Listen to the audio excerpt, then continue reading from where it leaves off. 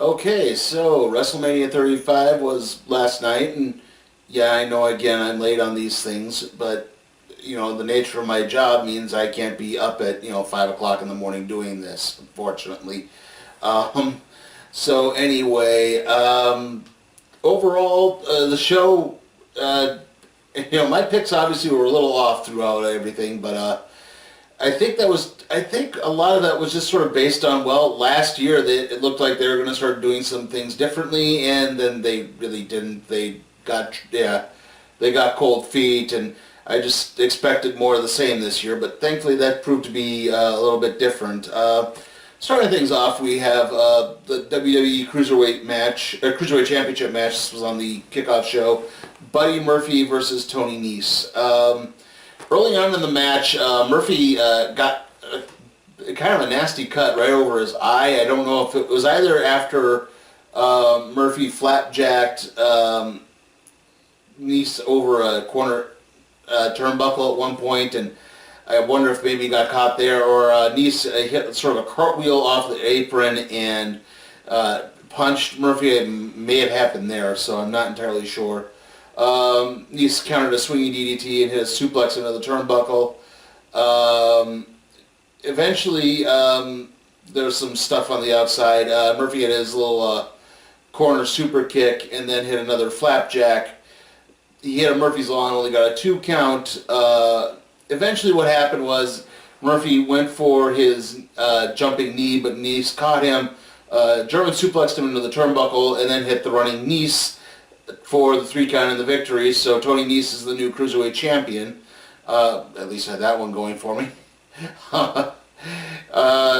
Yeah, so obviously this was a really good match. Unfortunately, it was hindered a little bit by the fact that the stadium's still barely full when they're holding it. So yeah, the crowd was not as pumped or into this as it probably should have been. Hopefully they'll start rectifying this a little bit and stop putting the Cruiserweights always on the kickoff show. I mean, at this point, why not just move the Cruiserweights over to the TakeOver show? At least then the crowd will probably have been into it. Anyway, after that, we have the Women's Battle Royal. So, not too, I mean, obviously everything picks up towards the end on this, but yeah. Some noteworthy eliminations. The first one out was Maria Kanellis, who Nikki Cross eliminated. Asuka eliminated Nikki and Candice LeRae after that. Naomi got eliminated by Ember Moon. Ember hit the Eclipse on Lana, but then the Riot Squad interfered, and that enabled Lana to actually eliminate Ember Moon.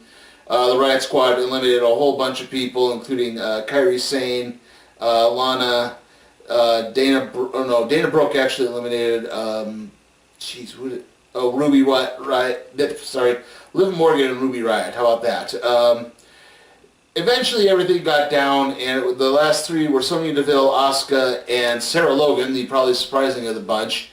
Asuka eliminated Deville, but in the process, Sarah Logan eliminated her, and it looked like Sarah Logan had won, except it turned out Carmella had not been eliminated, and Carmella came and subsequently eliminated Sarah Logan.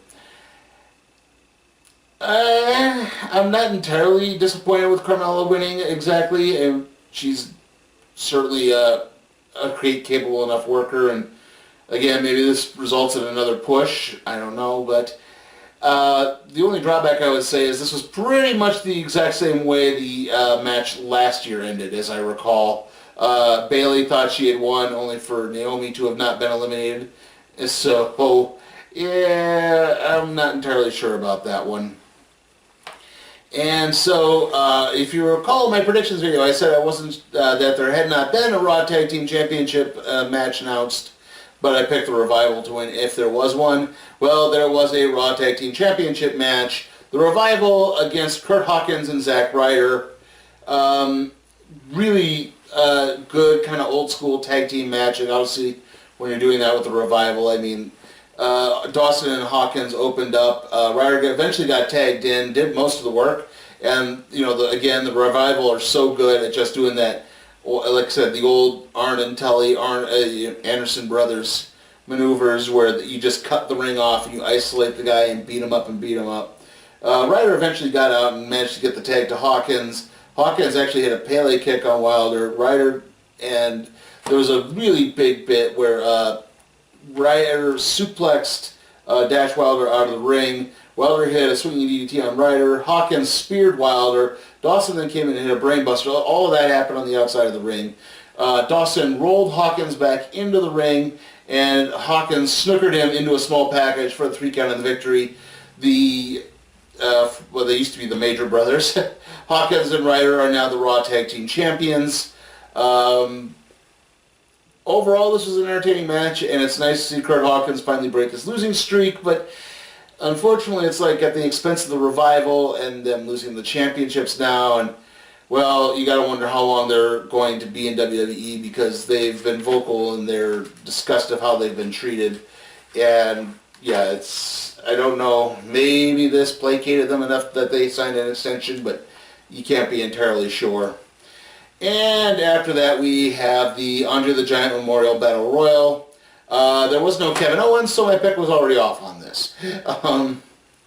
Right off the bat, okay, there was this weird thing they did where they do the whole thing where they introduce a whole bunch of people and then they put a few individuals in last to be introduced. So they introduced Colin Jost and Michael Shea from Saturday Night Live. And then they introduced the Hardy Boys. And then they go to a commercial break. Then they come back to the panel for the kickoff show. All in the while, the Hardy Boys music is just playing on this loop. And it's about 4 minutes. It's like, my God. Like, the Hardy Boys theme is good in that short little burst that's on there. It's not good on a 4-minute loop. Oh. Anyway, the last one introduced was Strowman. Anyone who was picking EC3, you got tossed out pretty much right off the bat. Strowman eliminated a whole bunch of people. Ali eliminated Titus O'Neil. Again, probably the big, right off the bat, the 2 Saturday Night Live guys rolled into the ring, so they avoided elimination. But probably the really, really, really big moment of this match was Luke Harper is actually back. He was in the match, and he and Strowman squared off with each other, and then a bunch of the other competitors interfered. Ali had Harper and Ali set up for a suplex out of the ring. Strowman came over and hit both of them, and they both just kind of like fell right backwards near the announce tables. It was a vicious bump. Eventually it came down to the 2 Saturday Night Live guys, the Hardys, and Braun Strowman. Andrade eliminated a bunch of people, but eliminated himself when he was trying to eliminate Apollo Crews.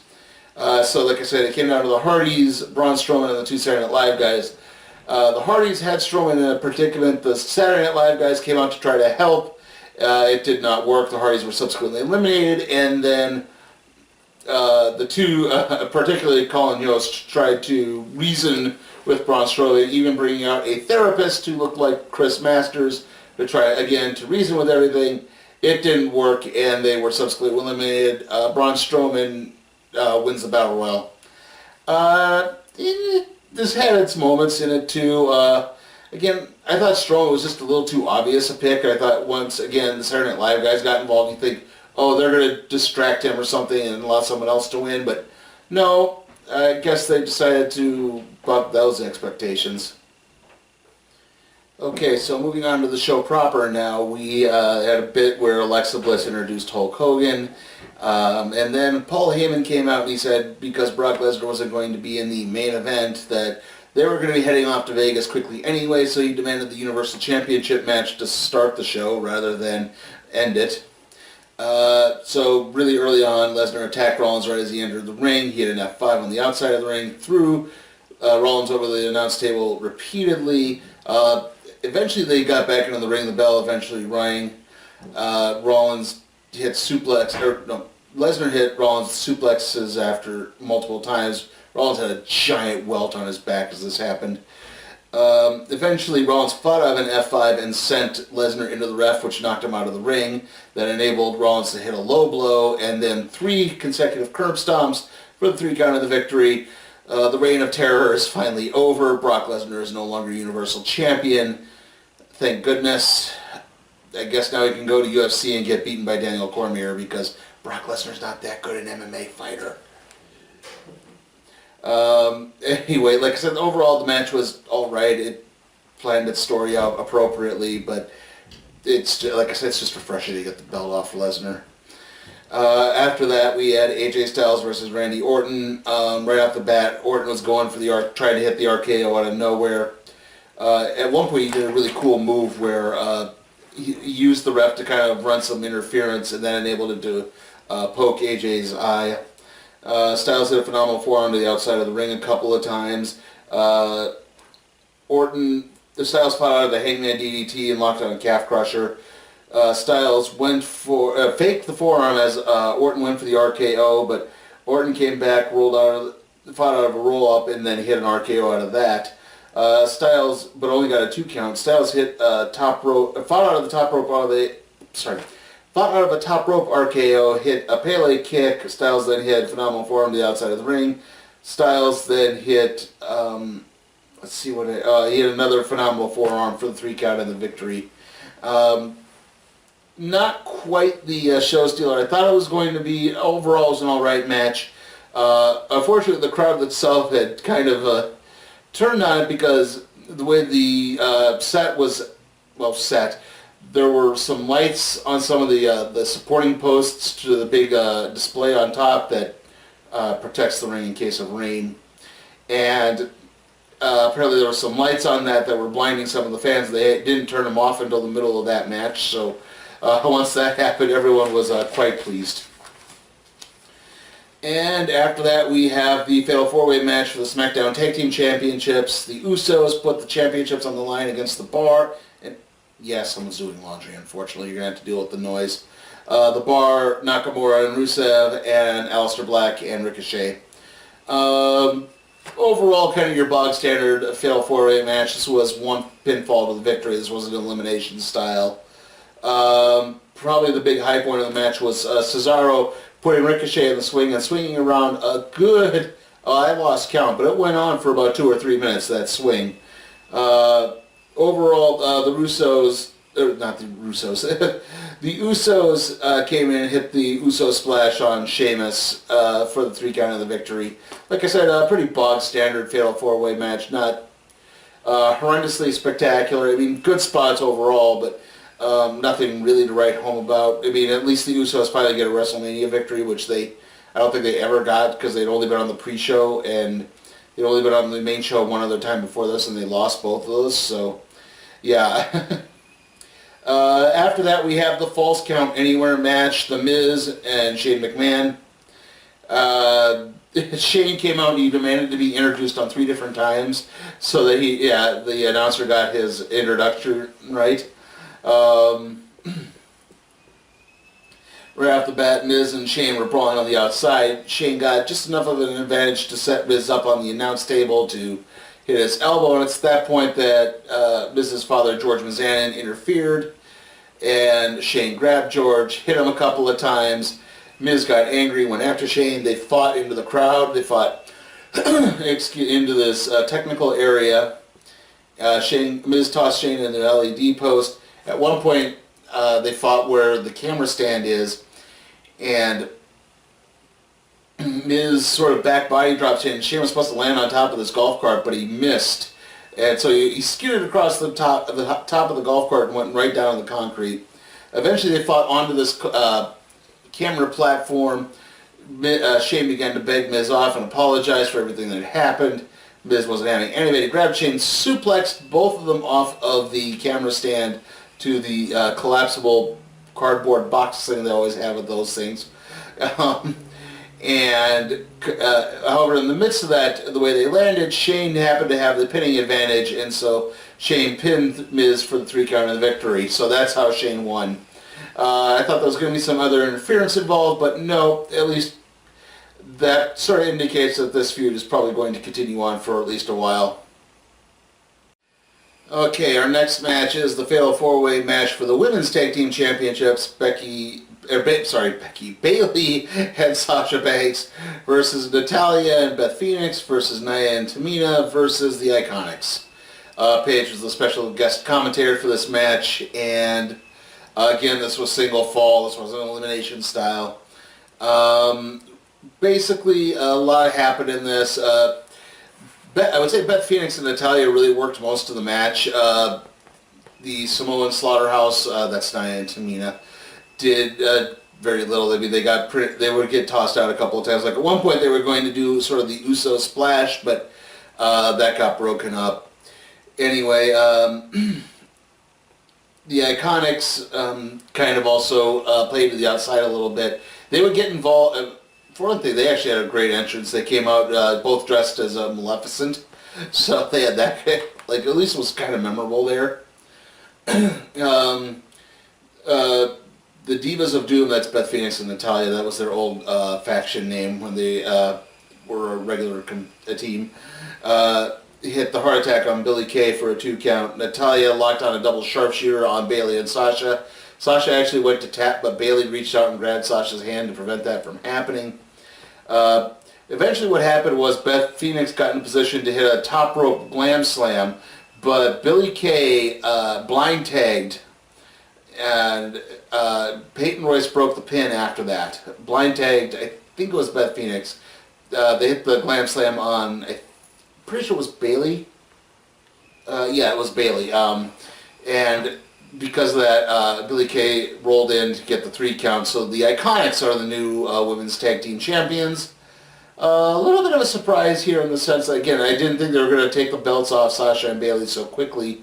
So, yeah, again, it's nice to see the Iconics win. It's nice that they get their WrestleMania moment after they were really barely used at all this year. I mean, they were hot coming out of NXT, and then they just kind of vanished, except for the Australian show. So, yeah, other than that, they were kind of a joke. So it is nice to see them win. Like I said, overall, another bog standard fatal 4-way match. Beth Phoenix and Natalya looked great throughout all of that. That was at least good to see. And Nia and Tamina were also there. After that, we have the WWE Championship match, Daniel Bryan versus Kofi Kingston. And unfortunately, this match, while it was really great, it had some pretty glaring flaws. First off, as the New Day came down and they were sort of doing their shtick at the beginning, Big E pulled out this big present. He said, for after the match. And then as you were sitting there, you realized they were standing next to this platform with the felt cover over it, and you could see the outline of the original WWE Championship belt underneath. It's like, gee, they wouldn't pull that out here if Kofi was going to lose, would he? And, well, there's also something that happened in the box too, I know, and I'll get to that. And right off the bat, Kofi rolled out of a monkey flip and hit a big drop kick. Kofi hit his trust fall.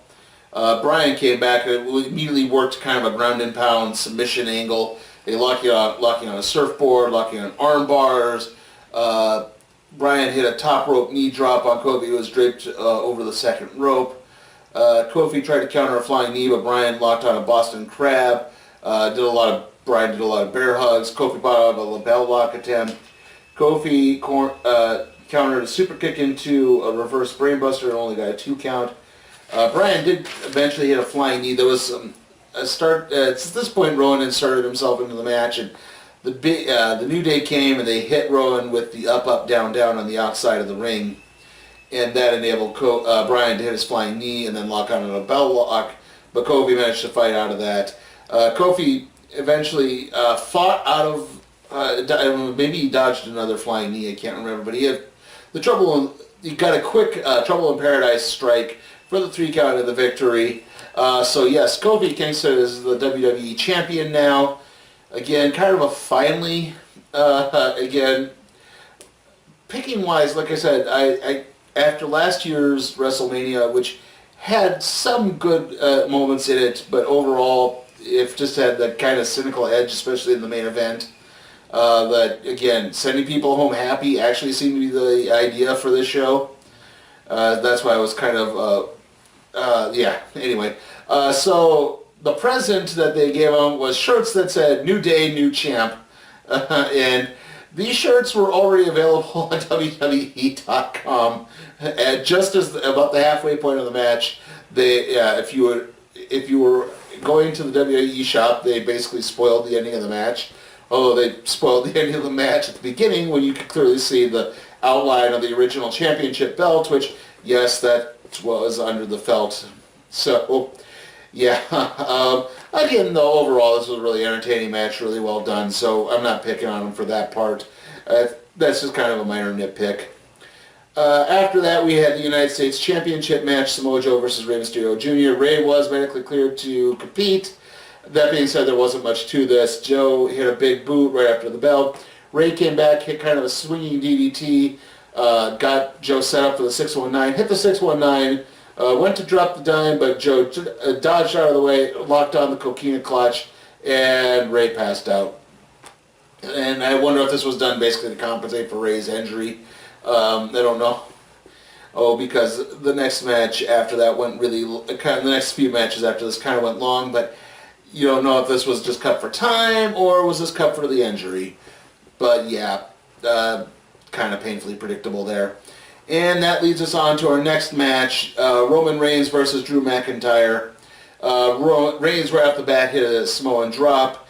McIntyre came back in a spine buster. McIntyre kind of dialed into this. He had a few headbutts. He had a big Northern Lights suplex off the top rope. McIntyre dodged the drive-by drop kick. McIntyre hit an inverted slam for a 2 count. However, McIntyre began to taunt Reigns, and that got Reigns riled up, and he got back. He started rallying back. He was drive-by drop kick. He had a small drop on the outside of the ring. He took a headbutt and then immediately came off the ropes and landed a Superman punch. He then speared McIntyre for the 3 count. And Roman Reigns actually gets cheered for once. Again, Roman comes back from leukemia. They're not going to have him lose. So, again, this kind of falls into painfully predictable category.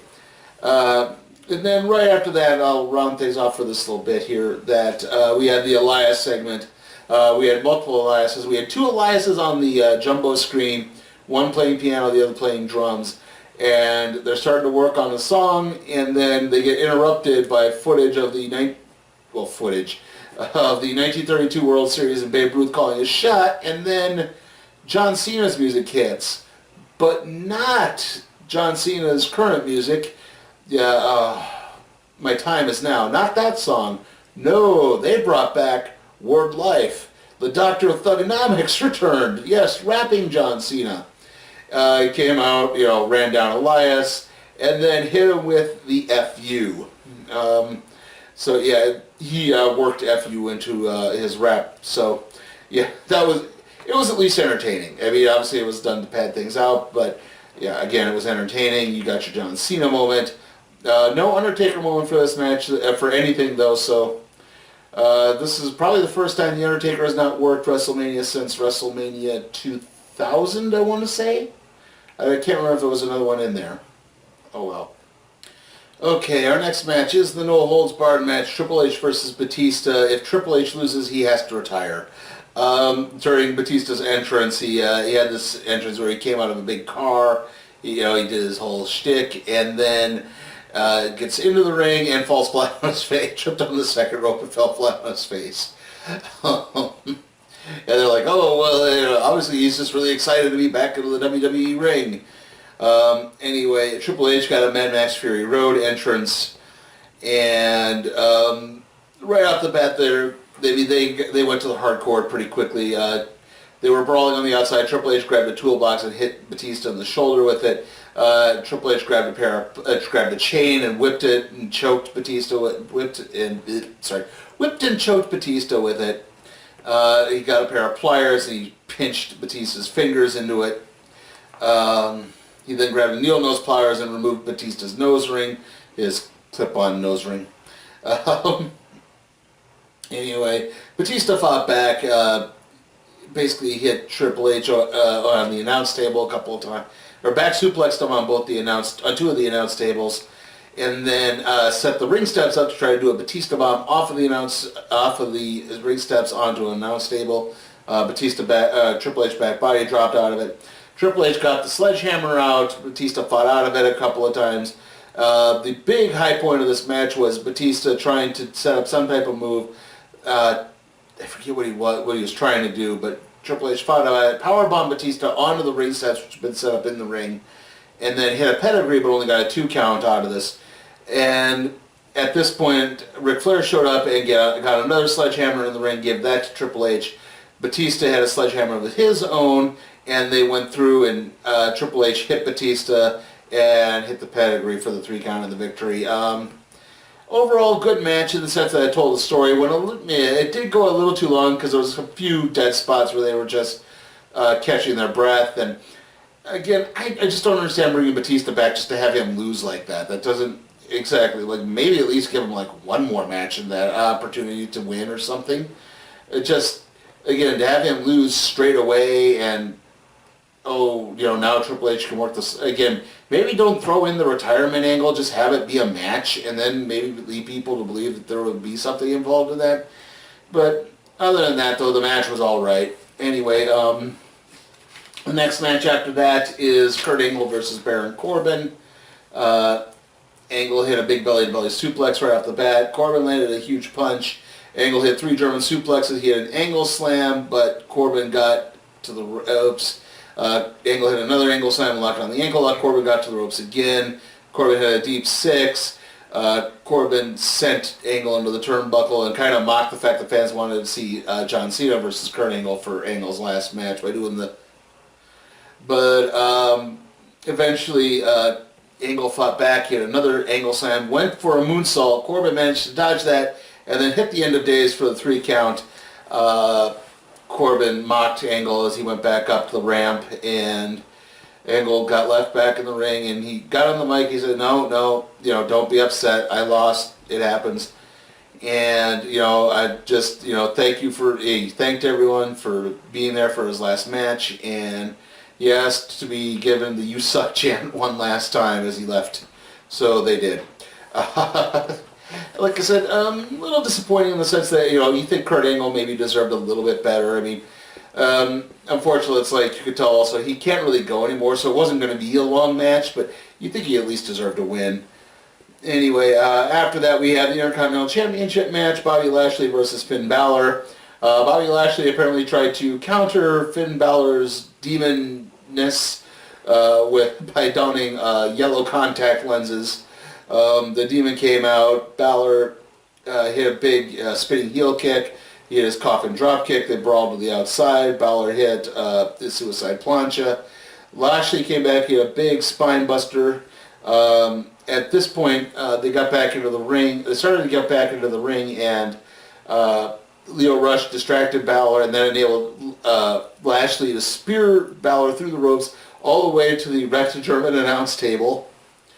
And Balor came back. He hit a sling blade on the outside. He hit a coffin drop kick on the outside. They got back into the ring. Balor managed to powerbomb Lashley and then hit the coup de grace for the 3 count of the victory.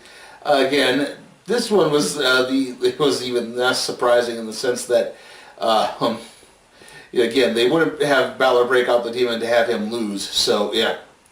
But they at least did it in a way that Lashley got in a lot of good licks and came across as being credible. So, again, maybe they could gear him up to face Rollins for the Universal Championship at some point. Okay, anyway, this leads us into the main event. The Raw and SmackDown Women's Championship triple threat match. Ronda Rousey versus Charlotte Flair versus Becky Lynch. Charlotte actually entered on a helicopter. This is a tribute to the Great American Bash 1986, where Ric Flair entered his match on a helicopter, and they had him putting his robe on, and she put a robe on. She put a little headdress that she wears now on as well. Ronda Rousey had Joan Jett and the Blackhearts play her down. As the match began, they did the whole, give the championship belt to the ref. And Rousey actually forgot to do that. She just put it down in the corner, like, oh, that's right. So, a lot of... right off the bat, Becky went right after Ronda Rousey. Charlotte got involved. Rousey put a double submission on Becky and Charlotte. They fought out of it. They actually hit several power bombs on it. She tried to do the double armbar, but Becky and Charlotte just picked her up and power bombed her multiple times. Rousey hit a jumping elbow and went for a triangle. Becky came back in a double DDT. Becky managed to lock the disarmer on Rousey for a bit. Continues it over the top turnbuckle. And Charlotte hit a top rope Spanish fly and got a 2 count. Charlotte did a figure 4 on Rousey, used the ring post for the figure 4. Becky got out a table, and eventually what happened was Charlotte and Becky hip tossed Ronda through the not the announce table, the table that got set up. Oh, no, wait. Charlotte got hip tossed, not Ronda. The other way around. Sorry. And the whole thing culminated in Ronda Rousey hitting the Piper's Pit, but Becky snookering it into the crucifix pin for the 3 count and the victory. So yeah, Becky Lynch wins the SmackDown Championship at a oddly... Okay, so let's address the elephant in the room. Like, what exactly happened here? So, as best as I've been able to figure out, this is from both Cage Side Seats, Dave Meltzer, and Bleacher Report. This was the planned end of the match. He was supposed to counter the Piper's Pit into the roll-up. But I went back and watched the replay, and there was a bit of a botch. The ref counted 1 before Ronda Rousey's right shoulder had actually gotten into the pinning position. The ref, I think, got a little too enthusiastic, and that's what happened. So, yeah, but again, overall a great match, great entertaining. I mean, all 3 women proved more than worthy of being in the main event, so that's not the problem. Also, unfortunately, we're not going to get any return matches for a while for Ronda Rousey because apparently she broke her hand. Don't know exactly when it was, but yeah, she broke her hand. She has a legit broken hand. Again, multiple outlets have confirmed this, so this is not storyline. And like I said, unfortunately now the ending of the match has sort of overshadowed what was supposed to be the big moment. But overall, though, this show was such an improvement over the last few years. I mean, this show solidly gets a B. I mean, solidly entertaining.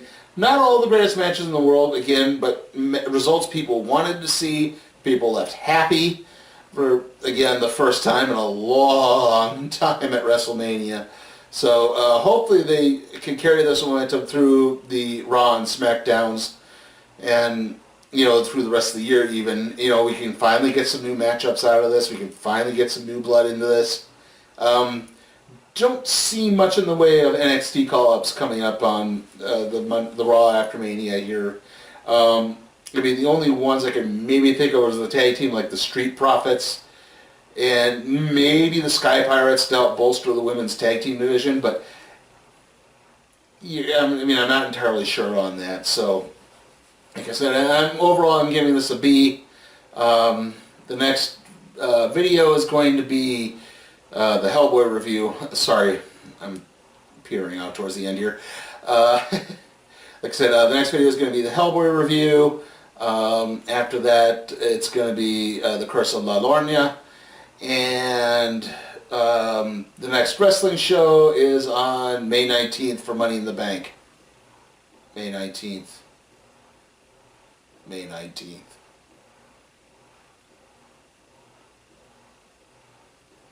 See you all next time.